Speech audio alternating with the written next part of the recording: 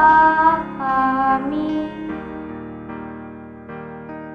Ini rindu kami, aku dan seisi rumahku, memuji dan memuliakanmu, penebusku, penyelamatku, menolong dalam hidupku. Aku dan seisi rumahku mengangkat tangan mengandalkanmu, bersatu hati mengasihimu, melayani Tuhan seumur hidupku.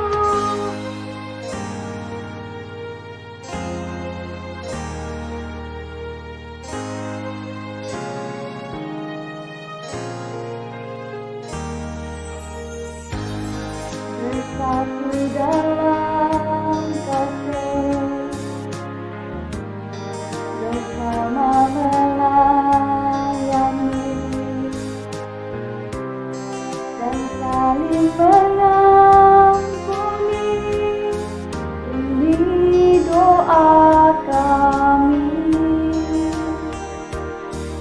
ini rindu kami, aku dan seisi rumahku, memuji dan memuliakanmu, penebusku,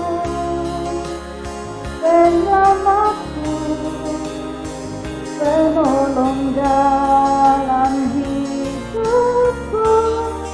Aku dan seisi rumahku mengangkat tangan mengandalkanmu, bersatu hati mengasihimu, melayani Tuhan seumur hidupku.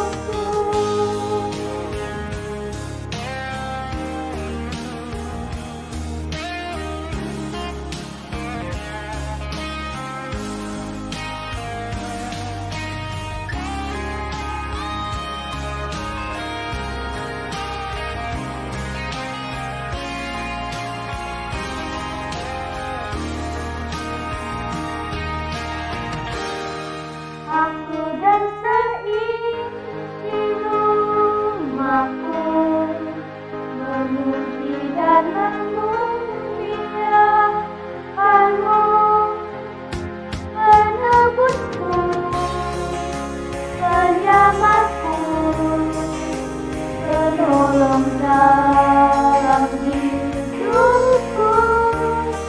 Aku dan seisi rumahku mengangkat tangan mengandalkanmu, bersatu hati mengasihimu, melayani Tuhan seumur hidupku,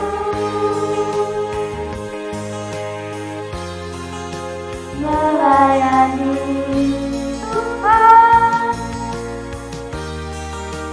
melayani Tuhan seumur hidupku.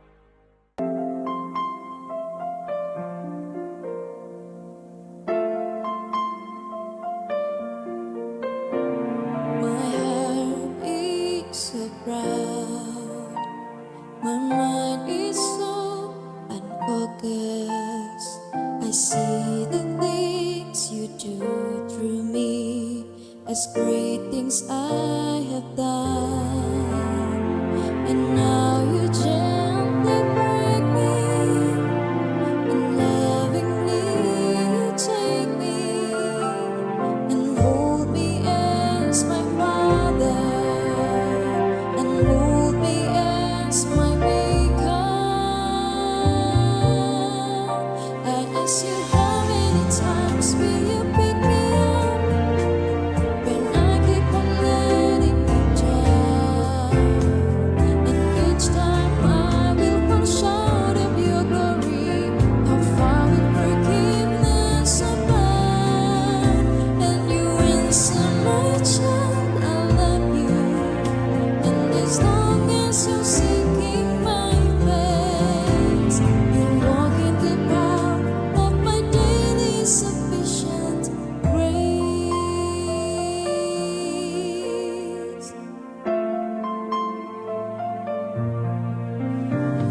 At times I may grow weak and feel a bit discouraged, knowing that someone somewhere would do a better job. For who am I to serve you? I know I don't deserve you, and that's the part that burns in my heart and keeps me hanging on. I ask you, how many times will you pick me up when I keep on letting you down? And each time I will fall short of your glory, how far will forgiveness abound? And you answer, my child, I love you. And as long as you're seeking my face, you'll walk in the power of my daily sufficient grace. You are sufficient with me, Lord.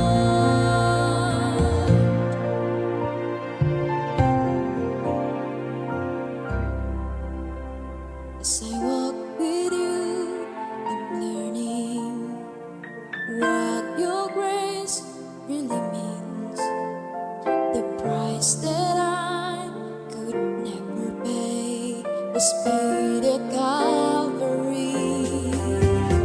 So instead of trying to repay you, I'm learning to simply obey you by giving up my life to you for all that you've given to me. I ask you, how many times will you pick me up when I keep on letting you down?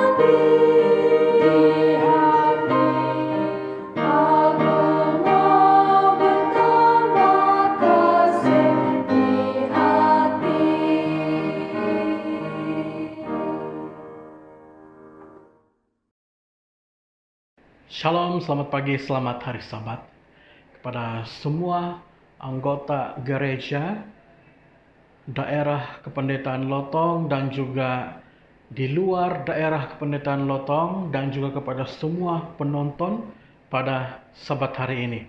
Selamat datang ke acara penutupan ataupun acara kemuncak Kumpulan Umum Daerah Kependetaan Lotong. Selama 10 hari kita sudah bersama-sama di dalam kumpulan umum ini sejak dari 10 hari bulan Desember, dan pada hari ini adalah hari terakhir kita untuk bersama-sama di dalam kumpulan umum daerah Kependetaan Lotong, dan hari ini merupakan hari yang sangat berbahagia karena hari ini merupakan hari Sabat Tuhan, dan puji Tuhan melalui maklumat yang sudah diterima, ada lebih daripada 40 jiwa yang akan dibaptiskan di dalam acara baptisan selepas kumpulan umum ini selama 10 hari. Ada 40 calon baptisan dan mungkin lebih yang telah menerima Yesus Kristus sebagai juru selamat dan akan dibaptiskan menjadi anggota baru di dalam community gereja Seventh Day Adventist. Puji Tuhan, kita terus doakan semua baptisan ataupun anggota baru ini nantinya agar mereka akan tetap kuat dalam iman. Begitu juga dengan kita akan tetap kuat di dalam iman ketika kita akan menantikan kedatangan Yesus Kristus yang kedua kali membawa kita semua kembali ke surga. Pada malam semalam kita sudah membahas tentang satu lagi tajuk berkaitan dengan bagaimana seorang Kristen boleh hidup sebagai Kristen yang tulus dan boleh mencapai kebahagiaan. Dan pada Sabat hari ini kita akan membahas satu lagi pelajaran bagaimana kita boleh mencapai kebahagiaan di dalam kehidupan kita sebagai umat-umat Tuhan ataupun umat Kristen. Dan kita akan membahas satu tajuk, yaitu kepuasan dalam kehidupan Kristen. Mari kita semua tunduk kepala dan kita bersatu di dalam doa. Tuhan kami yang di surga, terpuji nama Tuhan. Pada Sabat yang indah, kami boleh datang ke hadapan Tuhan untuk mempelajari akan firman Tuhan. Terima kasih ya Tuhan, kesempatan yang indah untuk kami boleh berbakti dimanapun kami berada, dan kami boleh mendengarkan firman Tuhan pada saat ini. Biarlah firman ini boleh menjadi pedoman dalam kehidupan kami sebagai umat Tuhan. Terima kasih ya Tuhan, memberkati setiap kami, penonton dimanapun berada, dan juga memberkati peralatan dan juga jaringan internet kami, agar semua itu boleh membantu kami untuk mendengar, mempelajari, dan mengerti akan firman Tuhan. Terima kasih ya Tuhan, di dalam nama Yesus kami semua berdoa. Amin.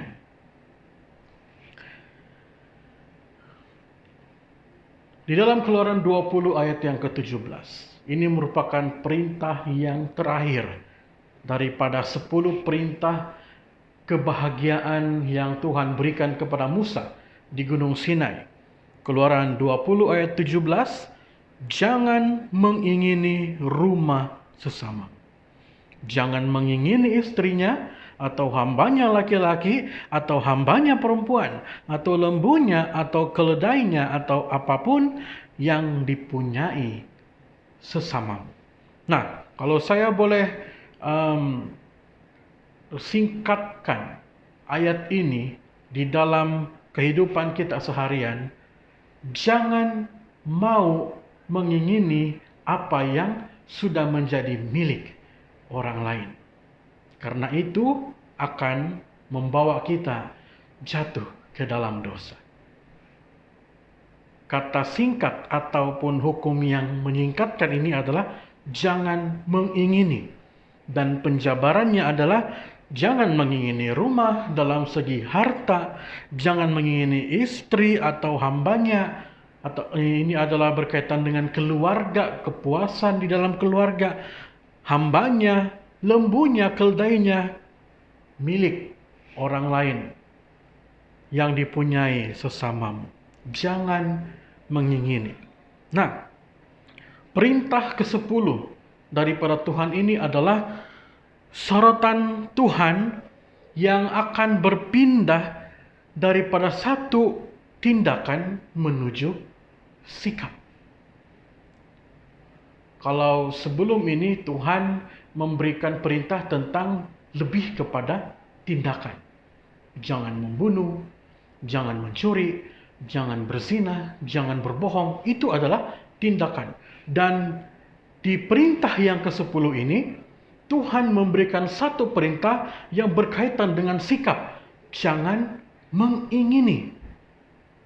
Kenapa? Karena daripada sikap inilah akan bergerak menjadi sebuah tindakan. Daripada sikap inilah yang akan menjadi motif terhadap sebuah tindakan yang akan kita lakukan.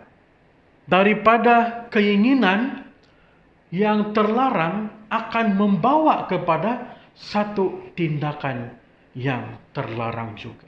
Jadi maksudnya adalah mengingini ini, walaupun diletakkan di tempat yang terakhir di dalam hukum 10, tetapi ini sebenarnya adalah akar punca daripada setiap dosa ataupun hukum yang sudah dinyatakan sebelum ini.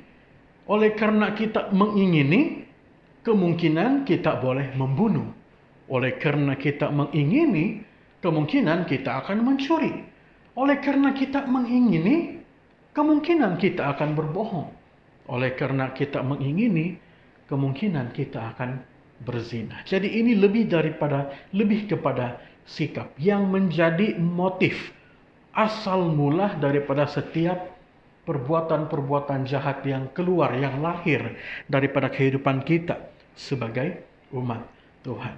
Nah, di dalam kebijaksanaan orang Jawa di Indonesia, mereka memiliki beberapa kebijaksanaan ataupun kata-kata yang sering menjadi pegangan orang-orang muda, bahkan orang-orang tua di tanah Jawa ataupun bagi bangsa kaum Jawa di Indonesia. Ada 3 hal yang sebaiknya, yang dikenal ataupun yang disuruh, dinasihatkan sebaiknya jangan kita lakukan. Yang pertama, di dalam bahasa Jawa mereka mengatakan ojo kagetan. Maksudnya jangan mudah terkaget-kaget. Maksudnya jangan mudah terkejut. Maksudnya ya seperti terkejut, terkaget. Harus sentiasa berusaha tenang dalam segala situasi. Sebab keputusan yang terburu-buru akan membawa kepada satu tindakan yang tidak baik. Keputusan yang dipengaruhi oleh keadaan kaget ataupun terkejut, itu akan membawa kepada keputusan yang tidak baik. Tetapi keputusan daripada pemikiran yang tenang itu akan membawa kepada keputusan yang baik. Jadi harus memiliki kepala yang dingin. Jangan terkaget-kaget, jangan darah gemuruh kita bilang, jangan yang selalu terkejut, jangan yang gugup, harus tenang. Ojo kagetan. Dan ada juga yang kedua disebut sebagai ojo gumunan. Ini maksudnya adalah jangan mudah dibuat takjub ataupun jangan mudah terpesona oleh apapun.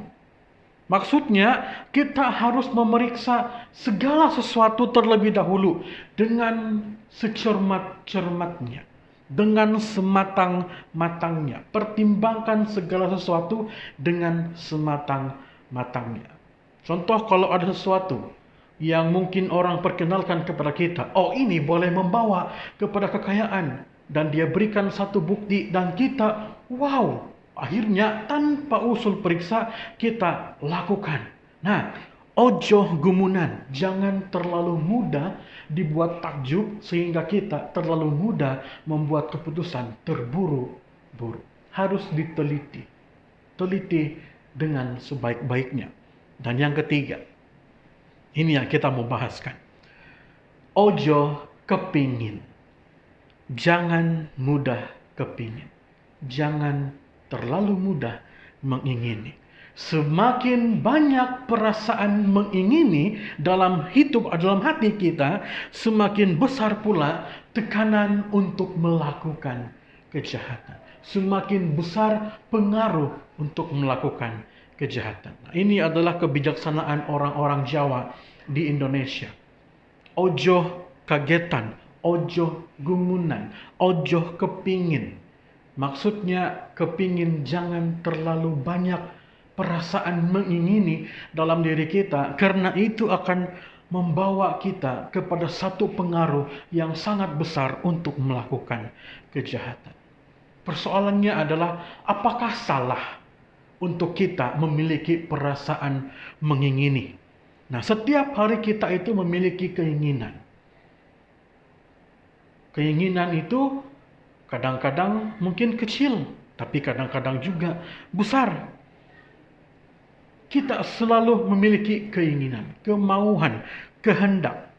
Dan bukankah itu sebenarnya sesuatu yang sehat? Bayangkan kalau orang tidak memiliki keinginan, dia tidak akan memiliki motivasi untuk melakukan perkara yang sepatutnya dia lakukan. Contoh, seorang mahasiswa yang mau lulus kuliah. Kalau dia tidak ada perasaan mau lulus, dia tidak akan berusaha untuk belajar. Tidak ada motivasi untuk belajar. Tapi oleh karena ada keinginan untuk lulus, maka dia akan bermotivasi untuk belajar dengan segigih-gigihnya. Begitu juga dengan seorang karyawan ataupun pekerja. Oleh karena dia ada keinginan untuk memberikan nafkah kepada keluarga, maka dia harus bekerja. Kalau seandainya dia tidak ada keinginan untuk memberikan nafkah, dia akan bilang, oh saya akan tidur saja di rumah, duduk, tidak perlu cari uang. Nah, bukankah sepatutnya perasaan mengingini ini adalah sesuatu yang sehat dalam diri kita? Nah, semua orang pasti mempunyai keinginan. Semua orang pasti mempunyai kehendak. Sebuah keinginan tidak merugikan sejauh yang kita mampu kendalikan. Nah, ini dia punya poin. Tidak salah untuk memiliki perasaan mengingini. Tetapi ketika kita mengingini sesuatu dan keinginan kita itu tidak mampu kita kendalikan, tidak mampu kita capai, tapi kita tetap juga inginkan, di sana yang menjadi kesalahan. Keinginan itu tidak akan merugikan sejauh yang kita mampu kendalikan. Yang kita mampu kendalikan. Contoh, bekerja. Saya mau mendapatkan ini. Hasilnya bulan ini dalam pekerjaan saya. Dan kita mampu, kita laksanakan. Contoh, mau lulus kuliah. Dan saya boleh lakukan kalau saya berusaha. Silakan. Tapi contoh, saya mau jadi kaya dalam tempo 1 bulan. Dan itu adalah hal yang agak mustahil di dunia ini. Untuk menjadi kaya dalam 1 bulan, ya kecuali kita tiba-tiba sahaja mendapat satu proyek yang terlalu besar, itu mungkin iya. Tetapi agak mustahil untuk menjadi kaya dalam 1 bulan. Dan kalau kita memaksakan keinginan ini, dan ini mungkin saja akan beralih kepada sebuah tindakan kejahatan. Artinya, perasaan, pikiran kita itu hanya terisi oleh keinginan itu. Dan kita menjadi gelisah. Kita tidak dapat tidur dibuatnya. Ini, keinginan itu semakin mengendalikan diri kita. Terlalu inginkan itu. Sehingga kita lupa segala-galanya. Stres, tidak dapat tidur, karena terlalu memikirkan keinginan yang kita inginkan. Dan itu akan menjadi sebuah obsesi. Daripada ambisi, daripada sebuah keinginan akan berubah menjadi sebuah obsesi. Keinginan itu akan mengganggu jiwa kita karena sangat sukar untuk kita hilangkan. Karena kita sudah tidak dapat kendalikan. Nah, melihat apa yang dimiliki oleh seseorang dan kita ingin memilikinya untuk diri kita sendiri, itu adalah keinginan yang tidak baik. Bayangkan kalau kita contohnya berjiran dengan orang yang memang hidupnya sudah lebih selesa berbanding kita. Dan oleh karena kita memiliki keinginan untuk menjadi sama seperti dia, keinginan kita itu terus-menerus mengganggu jiwa kita. Padahal kita belum tentu boleh mencapai apa yang orang itu sudah capai. Itu yang akan membuat satu obsesi. Rasul Paulus dalam Kolose pasal yang ketiga, ayat yang kelima berkata bahwa dia menyamakan pelanggaran dosa ini dengan penyembahan berhala. Keinginan untuk memiliki apa yang sepatutnya kita belum tentu boleh miliki. Dan sehingga kita terobsesi dengan keinginan itu, ianya disamakan oleh Rasul Paulus seperti sebuah penyembahan berhala. Karena itu, matikanlah dalam dirimu segala sesuatu yang duniawi, yaitu percabulan, kenajisan, hawa nafsu, nafsu jahat, dan juga, ingat ini saudara-saudara, keserakahan. Dan itu sama dengan penyembahan berhala. Keinginan yang berlebihan akan berubah menjadi sebuah obsesi. Dan obsesi itu akan mengendalikan diri kita sehingga kita tidak dapat lagi mengontrol diri kita. Itu adalah sebuah keserakahan. Dan itu adalah sebuah penyembahan berhala. Nah, keinginan ini merupakan akar daripada segala kejahatan. Keinginan yang berlebihan ini adalah akar daripada segala kejahatan. Walaupun dia diletakkan di tempat yang paling akhir di dalam 10 hukum Tuhan, tapi ianya sangat penting. Mengapa? Perintah ini dia menyerang akar daripada segala dosa. Seperti yang saya katakan tadi, dari keinginan timbul perasaan untuk membunuh. Daripada keinginan timbul perasaan untuk berzina. Daripada keinginan timbul perasaan untuk mencuri. Daripada keinginan timbul perasaan untuk berbohong. Dan bahkan daripada keinginan timbul perasaan kita untuk tidak menyembah Tuhan. Daripada keinginan timbul perasaan kita untuk membuat berhala. Daripada keinginan timbul perasaan kita untuk tidak menyucikan hari Sabat. Daripada keinginan timbul perasaan kita juga untuk tidak menghormati orang tua. Ingat, akar dari setiap kejahatan adalah perasaan mengingini yang terlalu berlebihan. Mengingini ini memiliki saudara yang bernama iri hati. Nah, jadi mengingini dan iri hati ataupun cemburu ini adalah saudara, sahabat baik. Ini dua perkataan. Mengingini, iri hati, cemburu ini sahabat baik. Oleh karena dia cemburu, akhirnya dia mengingini. Dia mengingini karena dia cemburu dengan apa yang dimiliki oleh orang lain, tapi dia tidak ada. Dan timbul perasaan mengingini. Dan ini dilatar belakangkan dengan sifat ketamakan atau keserakahan yang tadi. Dan ini akan terjadi, jika ini terjadi dalam diri kita, yaitu ketamakan, keserakahan yang membuatkan cemburu dan mengingini timbul dalam diri kita, itu akan menghasilkan sebuah persungutan. Bersungut-sungut.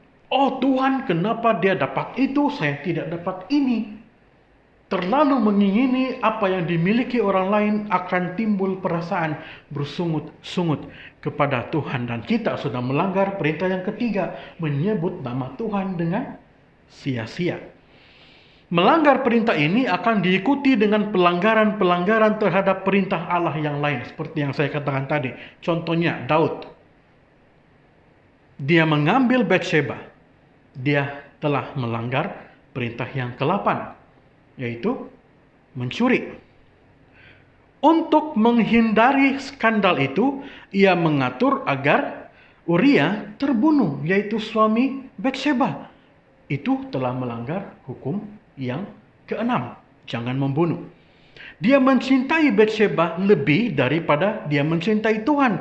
Dia melanggar hukum yang pertama dan hukum yang kedua. Dia menjadikan Batsheba seperti Tuhan. Menyembah Batsheba, mengingini Batsheba melebihi Tuhan, mencintai Batsheba melebihi Tuhan sampai dia lupa diri. Itu berhala. Hukum yang pertama dan hukum yang kedua. Dan dia melakukan tindakan perzinahan. Dia melakukan ataupun dia melanggar hukum yang ke-7. Dan semua itu awal mulanya adalah ketika timbul perasaan mengingini dalam diri Daud. Oleh karena dia nampak Batsheba, timbul perasaan mengingininya. Saya mau ini wanita. Akhirnya dia ambil, dia curi. Ingat pelajaran 2 malam semalam, menculik juga adalah mencuri. Bukan hanya mencuri harta, tapi mengambil orang yang sepatutnya milik orang lain menjadi milik kita, itu adalah mencuri. Apalagi itu dengan cara yang tidak sah. Dia mencuri Batsheba daripada Uria. Kemudian dia merencanakan pembunuhan terhadap Uria. Kemudian dia melakukan perzinahannya terhadap Batsheba. Dan akhirnya dia mencintai Batsheba melebihi daripada dia mencintai Tuhan. Semua itu dimulai dengan perasaan mengingini. Begitu juga dengan Yudas. Keserakahannya membawa dia melanggar hukum yang ke-8. Nah, mungkin kita akan berkata, sejak bila pula Yudas mencuri? Tidak pernah pula saya dengar dalam Alkitab yang Yudas itu mencuri. Dia hanya mungkin pernah menasihati Yesus, jangan kita kasih makan. Daripada kita kasih makan, bagus suruh orang pulang. Mungkin seperti itu. Tapi itu pun semua murid-muridnya menasihati, bukan hanya Yudas. Bila pula Yudas mencuri? Mari kita lihat Yohanes 12 ayat 6. Hal itu dikatakannya bukan karena ia memperhatikan nasib orang-orang miskin, melainkan karena ia adalah seorang pencuri. Ingat, ia sering mengambil uang yang disimpan dalam kas yang dipegangnya. Dia suka mencuri. Ini Yudas. Nah, Yudas ini adalah seorang di antara 12 murid Yesus, dialah yang orang bilang paling terpelajar, pandai berkira ataupun pandai mengira. Dan dialah yang dipercayakan untuk memegang setiap uang di dalam sepanjang pelayanan bersama-sama dengan Yesus. Dan sedikit demi sedikit Yudas mencuri apa yang sepatutnya digunakan untuk pelayanan. Dia suka mencuri, dan kemudian hukum yang ke-6 dan ke-9 dia langgar saat dia menyerahkan Yesus untuk dibunuh dengan satu tindakan penghormatan palsu. Ketika Yudas mencium Yesus, itu adalah sebuah tanda penghormatan palsu yang dia berikan kepada Yesus. Cium adalah sebuah tanda penghormatan, tetapi ternyata penghormatan itu adalah untuk supaya Yesus diserahkan untuk dibunuh. Semua itu timbul karena adanya perasaan mengingini dalam diri Yudas. Masih banyak lagi contoh-contoh di dalam Alkitab, tokoh-tokoh Alkitab yang melakukan pelanggaran dosa karena timbulnya perasaan mengingini dalam diri mereka. Dan tidak heran jika Paulus berkata dalam 1 Timotius 6 ayat yang ke-10, karena akar segala kejahatan ialah cinta uang. Sebab oleh memburu uanglah beberapa orang menyimpang dari iman dan menyiksa dirinya dengan berbagai-bagai duka. Cinta uang, mengingini. Ini merujuk kepada apa yang dilakukan oleh Yudas. Akar dari segala kejahatan itu adalah cinta terhadap sesuatu yang kita sepatutnya tidak miliki. Itulah keinginan yang melebih-lebih. Keinginan yang tidak dapat kita kendalikan. Rasa ingin barang orang lain timbul dikarenakan rasa tidak puas dengan apa yang kita miliki. Kenapa kita inginkan barang-barang orang lain, hak milik orang lain? Karena kita belum puas. Karena kita tidak puas dengan apa yang kita sudah miliki pada saat ini. Dan dosa ini terjadi dalam kehidupan orang-orang yang egois. Dia tidak puas dengan apa yang dia miliki, sehingga apa yang sepatutnya menjadi milik orang, dia juga inginkan, dan terkadang keinginan itu memaksa dia untuk melakukan kejahatan seperti Daud tadi. Yang sepatutnya Batsheba itu dia tidak boleh ambil karena itu adalah istri kepada hambanya ataupun pegawainya di istana, tapi oleh karena perasaan yang tidak dapat dikendalikan, dia bukan hanya melanggar satu perintah, tapi dia melanggar bermacam-macam perintah hanya karena inginkan milik orang lain, tidak puas dengan apa yang dia sudah miliki. Ingat, Lucifer juga dihalau daripada surga oleh karena perasaan mengingini, perasaan tidak puasnya itu. Dia ingin menjadi sama seperti Tuhan. Dia tidak puas hanya menjadi ketua kepada semua malaikat. Dan akhirnya dia berusaha supaya dia boleh menjadi sama seperti Tuhan. Dia memberontak kepada Tuhan. Dia berbuat dosa kepada Tuhan. Dan dia dihalau daripada surga.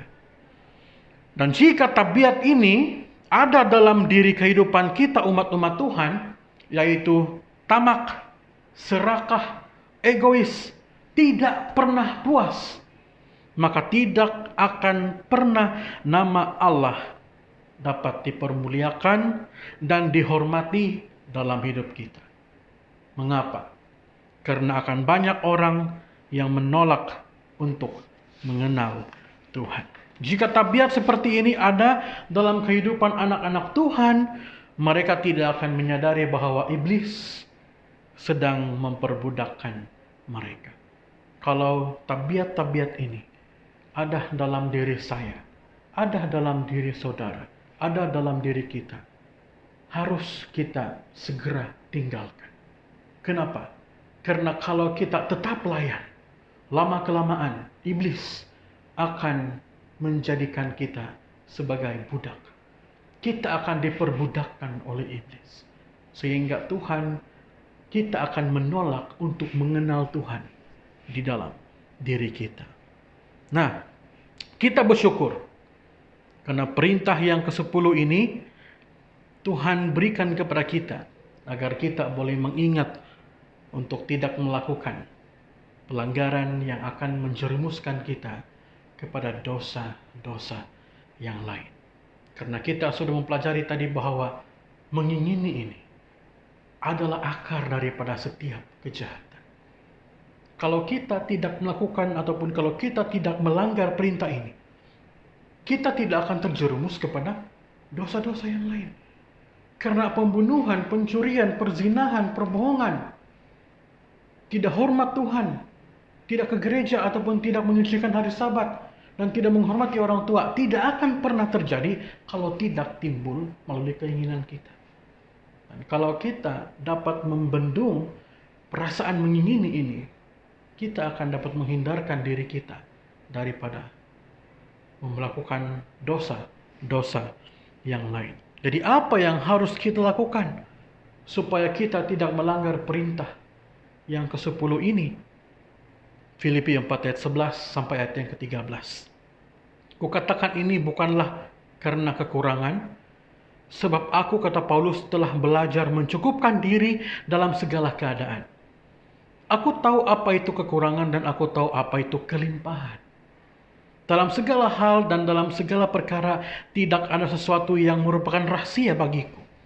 Baik dalam hal kenyang maupun dalam hal kelaparan, baik dalam hal kelimpahan maupun dalam hal kekurangan. Segala perkara dapat kutanggung di dalam Dia, dalam Tuhan yang memberi kekuatan kepadaku. Paulus menyatakan hal ini karena dia telah merasakan bagaimana kasih Kristus dalam hidupnya sebagai umat Tuhan. Walaupun dia berada dalam kesenangan, kelimpahan, ataupun kesusahan, dia dapat merasakan bahwa setiap hari kasih Yesus, berkat Yesus tetap ada dalam dirinya. Dan itu mengajar Paulus untuk puas, merasa puas dalam kehidupannya. Dan oleh karena Paulus memiliki pemikiran ini, merasa puas dengan apa yang Tuhan berikan kepada dia, apa itu kesenangan ataupun kesusahan, Paulus bersyukur. Dan itu membuatkan dia menghilangkan perasaan mengingini. Kenapa? Karena Paulus merasa puas, dia sudah bersyukur dengan berkat yang Tuhan berikan kepada dia. Dan kita juga boleh hidup seperti Paulus. Kalau dalam hidup kita, sama ada kita orang yang memiliki kelimpahan atau hidup dalam kekurangan, kalau kita sadar, kalau kita belajar bahwa hidup kita ini, sama ada kita kaya atau kita miskin, berkat Tuhan tetap sama, kita akan merasa bersyukur. Dan ketika perasaan syukur itu dalam diri kita timbul, maka setiap perasaan-perasaan mengingini akan hilang daripada kehidupan dan pemikiran kita. Dan ketika pemikiran tentang mengingini itu hilang, maka kemungkinan untuk melakukan dosa-dosa yang lain itu juga akan menjadi hilang. Kenapa? Karena tidak menghormati Tuhan, tidak menyembah Tuhan, menyembah berhala, tidak menghormati hari Sabat, tidak menghormati orang tua. Ketika kita membunuh, ketika kita mencuri, berzina, berbohong, itu semua tidak akan terjadi kalau kita tidak timbul dalam keinginan kita. Pembunuhan tidak akan terjadi kalau kita tidak awali dengan keinginan. Tidak menghormati Tuhan dan tidak menyembah Tuhan tidak akan terjadi kalau kita tidak awali dengan keinginan. Itu sebabnya sebagai seorang umat Tuhan, sebagai seorang Kristen, kita harus belajar untuk hidup puas dengan apa yang Tuhan sudah berikan kepada kita. Puaslah dengan apapun berkat yang sudah Tuhan berikan kepada kita. Karena kalau kita puas, kita tidak akan bersungut-sungut. Karena kalau kita puas, kita tidak akan mengingini apa yang sepatutnya bukan milik kita. Dan kalau kita merasa puas, perasaan mengingini itu akan hilang. Dan kita akan menjadi orang yang bahagia seperti Paulus yang sudah belajar untuk hidup puas dengan apa yang dia sudah miliki yang berasal daripada Tuhan. Saudaraku, sebagai umat Tuhan, sebagai seorang Kristen, mari kita memiliki kepuasan dalam hidup kita. Kepuasan karena apa? Bukan karena harta benda, bukan karena harta yang kita miliki, bukan karena sumber duniawi yang kita sudah miliki, tapi puaslah dengan berkat yang sudah Tuhan berikan kepada Anda, kepada saya. Karena berkat itu sama rata. Walaupun dalam pemandangan manusia, sepertinya dia punya berkat lebih dan saya punya berkat kurang. Itu pandangan manusia. Tapi pandangan Tuhan, berkat Tuhan itu sama untuk kita. Karena Tuhan lebih mengetahui apa yang kita perlukan berbanding diri kita sendiri. Mari kita belajar bersyukur dengan apa yang Tuhan sudah berikan dalam hidup kita. Tidak perlu kita membandingkan diri kita dengan orang lain. Cukup kita bersyukur dengan apa yang sudah kita miliki. Ketika orang ada kereta besar, kita harus bersyukur karena kita ada kereta untuk pergi ke gereja. Kalau kita mampu, ya silakan beli kereta yang lebih besar. Tapi kalau kita tidak mampu, bersyukur dengan apa yang Tuhan sudah berikan. Itulah yang akan menghindarkan perasaan mengingini, perasaan serakah dalam diri kita. Tuhan memberkati kita semua. Selamat hari Sabat, dan kita bertemu lagi di waktu-waktu yang lain. Tuhan memberkati.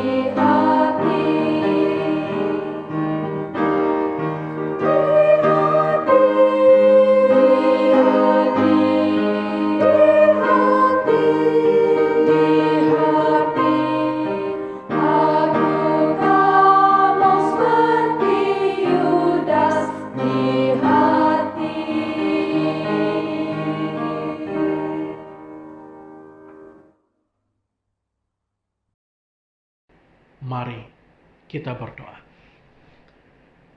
Tuhan kami yang di surga, terima kasih. Tuhan sudah memberikan kami pelajaran tentang akar daripada semua kejahatan. Dan kami mengetahuinya bahwa perasaan mengingini itu adalah akar daripada setiap tindakan-tindakan jahat. Dan Tuhan pada saat ini bantu kami agar kami boleh hidup puas, bersyukur dengan apa yang kami sudah miliki tanpa membandingkan diri kami dengan orang lain. Tapi kami bersyukur, kami puas karena Tuhan sudah memberkati kehidupan kami. Terima kasih ya Tuhan, Engkau begitu baik. Berkatilah setiap kami dengan Roh Kudus Tuhan, dan biarlah kiranya kami dipenuhi dengan rahmat-rahmat berkat daripada syurga. Terima kasih ya Tuhan, Engkau mendengar doa kami. Terima kasih juga Engkau sudah mengampuni setiap dosa dan kesalahan kami.